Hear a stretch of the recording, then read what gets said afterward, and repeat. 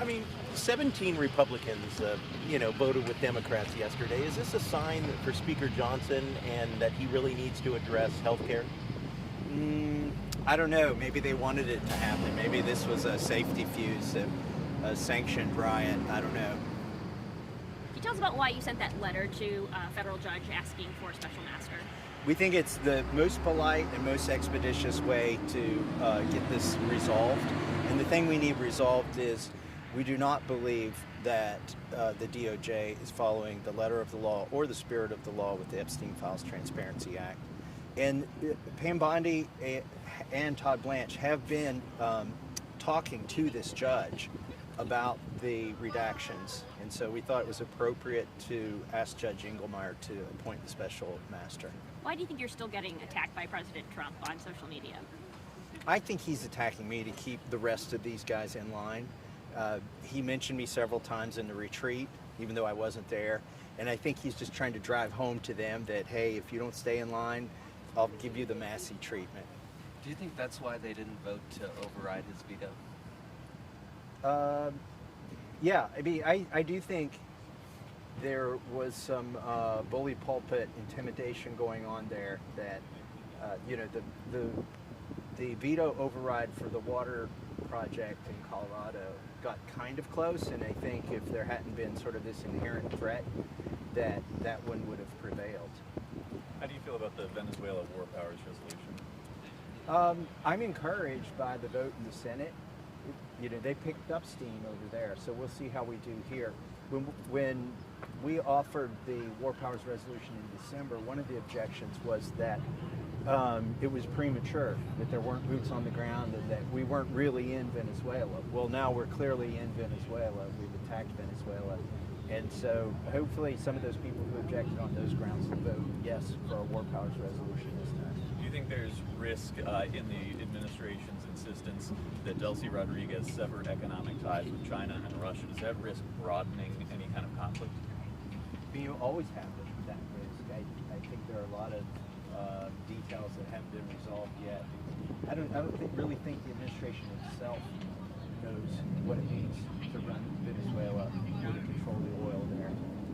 What were your thoughts about the 17 Republicans basically voting with Democrats on this bill last night? Look, when I got here, we were supposed to repeal Obamacare, and it was called the Affordable Care Act, and here we are, 14 years later, still bailing it out. I think Republicans have given up on this promise to our electorate, and I think that's wrong. I mean, there are major reforms that need to happen. It's not just enough to fix insurance. What are you hoping to see from the DOJ moving forward as it relates to the Epstein files? That's a great question. They've said, we've got 1 million documents, and which could be 4 million pages. What we want, very specifically, are just a few hundred pages. And these are the 302 forms that the FBI fills out when they interview the victims and they interview witnesses. We also want draft indictments where they were going to indict a lot of people or bring a lot more counts against Jeffrey Epstein and then decided not to. They need to release those to us. Right now they're claiming cover from these FOIA standards that say that you don't have to release internal deliberations when somebody does a Freedom of Information Act. The problem is our bill specifically anticipated that and said they have to release internal communications having to do with decisions about whether to prosecute or not prosecute.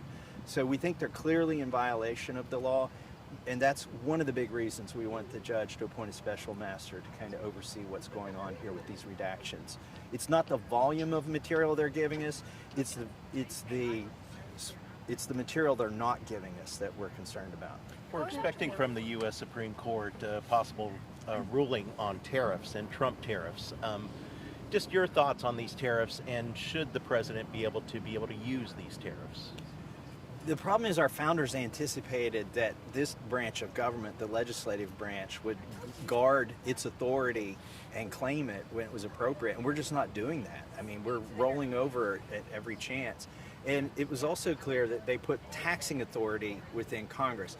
At the time, it wasn't an income tax. Taxing authority was tariffs. That was how 90+% of the government was funded, with excise taxes. And so we're so far astray from that.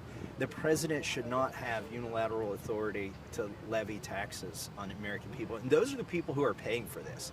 Like, I think there's still a disconnect. People are excited, the government's getting more revenue. They don't realize that's coming from their pocket, because these are U.S. consumers who are paying that tax when those goods come into the country. The president, in an interview with the New York Times, said that the only thing that could constrain his power as commander-in-chief is his own morality. What do you think about that comment? Well, there is no limiting principle on the legal framework that they've applied to justify the invasion of Venezuela. I mean, and they're demonstrating that now. They're almost giddy to say that they could use the same legal framework to invade Colombia or to take over Cuba or even Greenland. And it's very disturbing that any one person's morality is all that would separate us from taking over any country. That's a ridiculous principle. It's not a limiting principle. How many Republicans do you expect to join you on the War Powers resolution? I don't know. As I said before, I was encouraged that in the Senate they had 5. That's a good sign. Maybe you'll see representatives from the states where those senators voted, like Missouri, for instance, vote here on ours. And as I said before, one of the objections in December to our War Powers resolution was that it was premature. Now it's no longer premature, obviously, and hopefully we'll pick up some of those votes. But I don't know. People are afraid of the president. Republicans are afraid of the president. What do you make of him asking for a $1.5 trillion defense budget? That is completely ridiculous.